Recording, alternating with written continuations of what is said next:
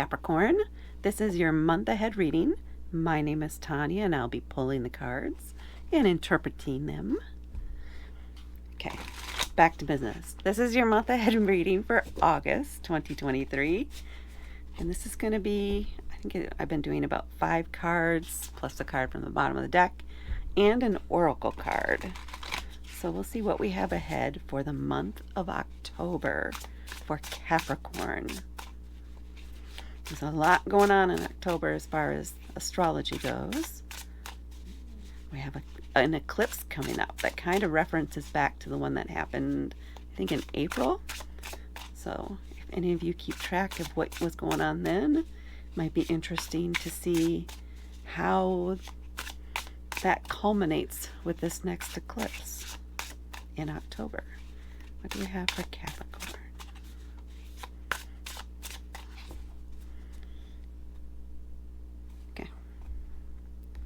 Ready.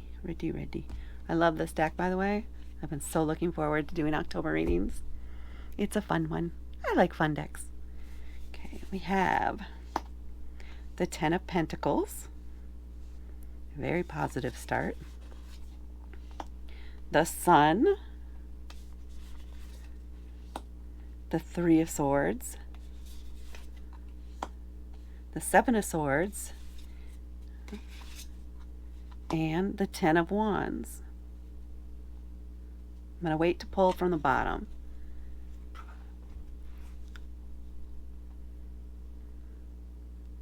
I love how the Seven of Swords is depicted here.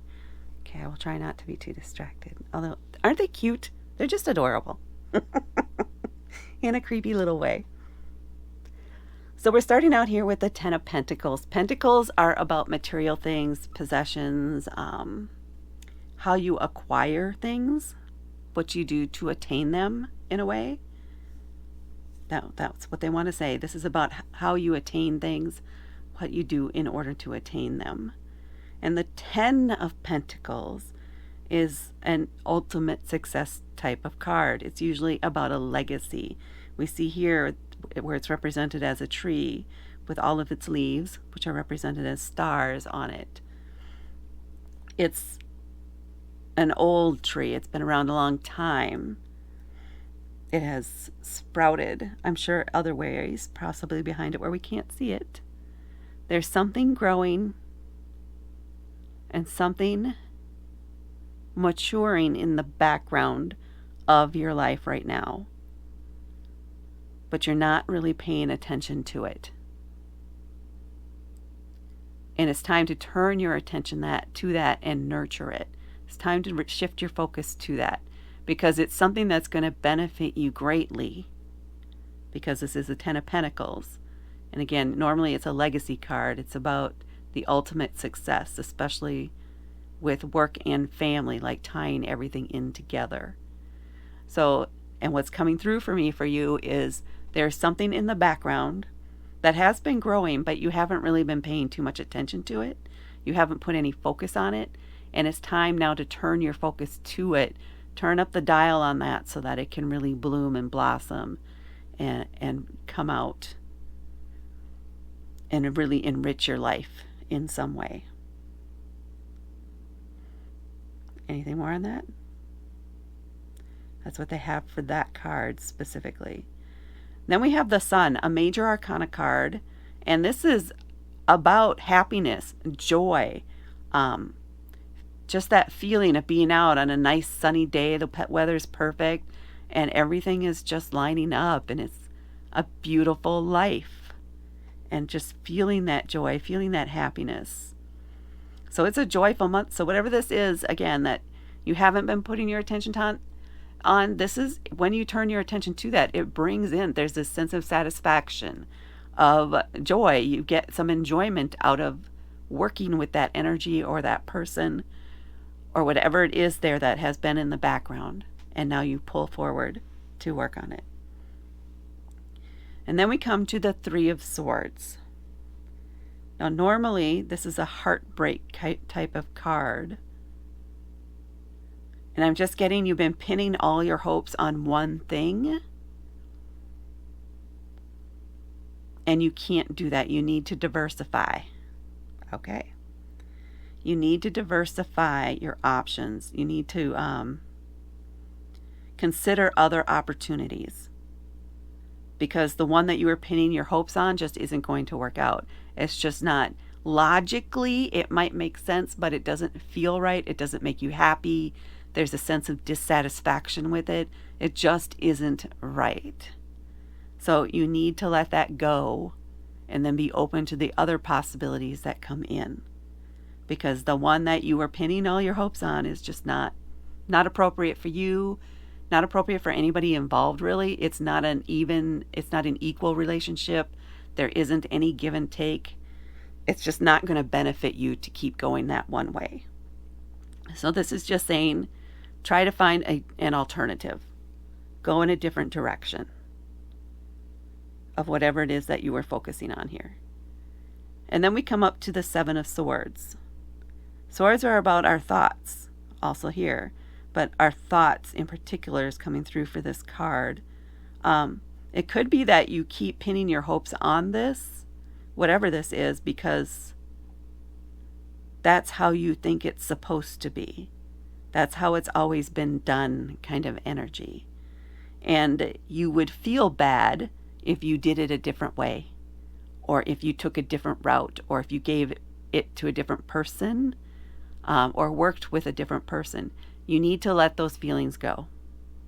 You need to let that sense of responsibility for someone else's outcome, for someone else's feelings, for the standard or usual way of doing things. You need to let your ties, your attachments to that, let them go, because it's not helping you. It's not helping anybody ultimately in this situation. And you do not need to feel guilty for standing up for yourself, for only focusing on the things that do work for you, and leave behind the things that are not yours to deal with, that are not your responsibility. You do not need to take that on. Just focus on what is working for you. And this is related to some ideas or thoughts or beliefs. It might be like a set of rules around a certain thing, and not all the rules are going to apply here. Not all of the rules are going to apply. So work with the ones that do make sense, and you're going to need to leave, let go of, erase, cross out, whatever, the things that just don't make sense anymore for you. And then we're coming up here on the Ten of Wands. Again, another card of a completing a cycle. This is saying, stop carrying all the burdens. Let go of some of the stuff. You do not have to do everything. You do not have to do everything.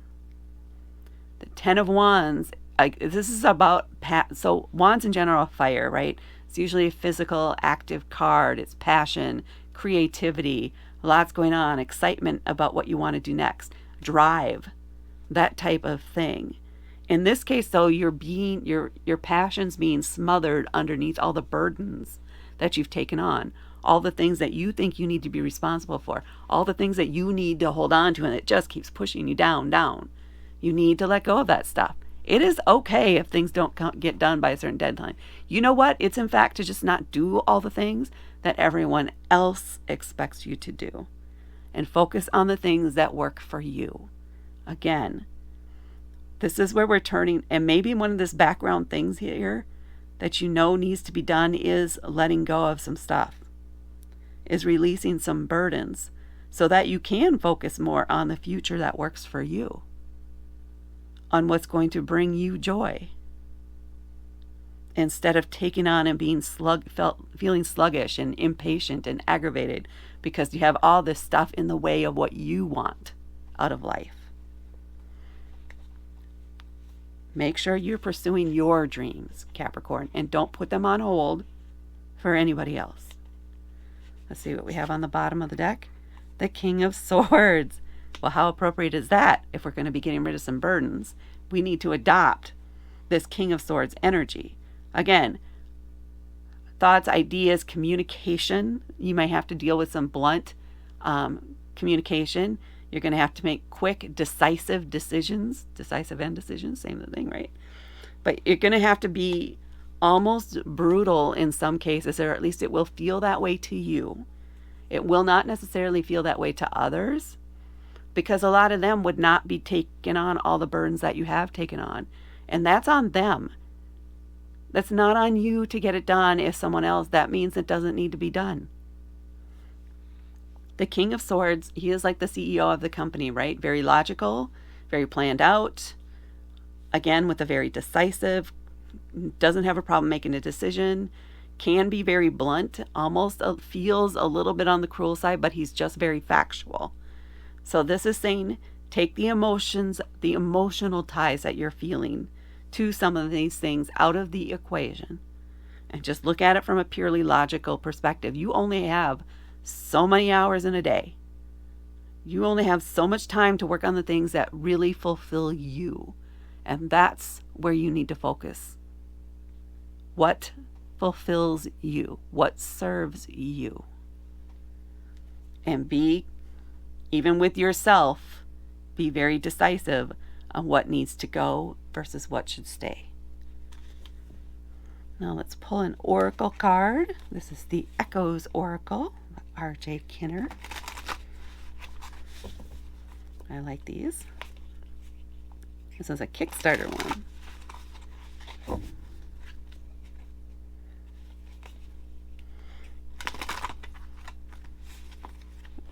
Well, let's not take them all onto the floor.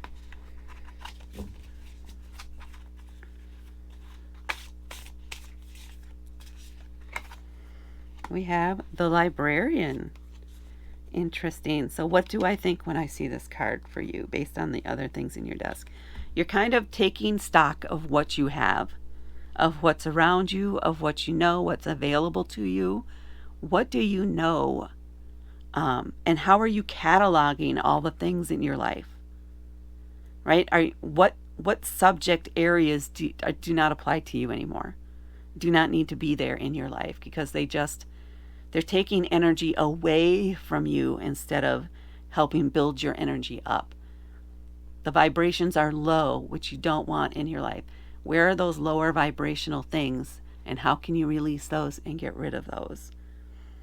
It's almost like a book in a library that has been so read and the pages are falling out and loose.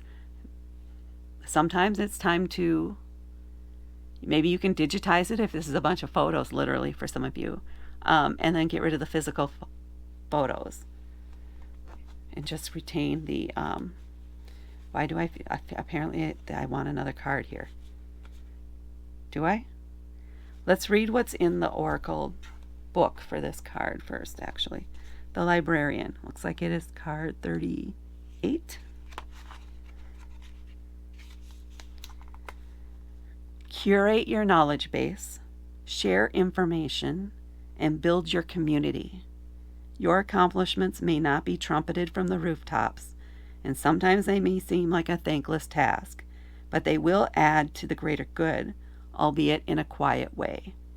So you don't need to be the voice either. So if there is something where right now you're being the front man or being the person who's at the forefront of it, it's a good time for you to step back and take up more of a background role and let someone else deal with the extra stress, extra attention, and extra responsibilities that person who's at the front of the project, the face of the project, has to deal with, where you can work on selective things in the background. And we still want a card. Okay. Bonus card for Capricorn. The Six of Pentacles. Where am I going to put this? I mean, I had this all worked out. The Six of Pentacles. Although I am getting Two of Pentacles energy here, which is again about balance, which really is going to help when you let go of some of these things that just weigh you down. The Six of Pentacles is about give and take, which also applies here. So it could be one of the creative ways you come up with easing some of the burdens that are on you is offering to take something that fits naturally into things that you like to do or into another task that you're working on in exchange for something that you do not like to do, that does not fit with what you want, but does fit with what this other person likes and wants to do.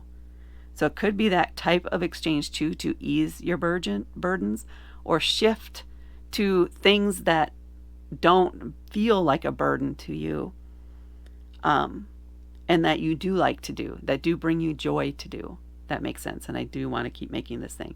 Shifting things. Shift the responsibilities. Shift the ownership of some of these things too.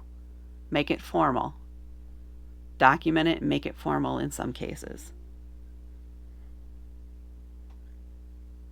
Okay.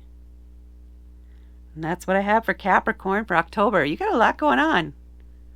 Lighten up. Lighten your load.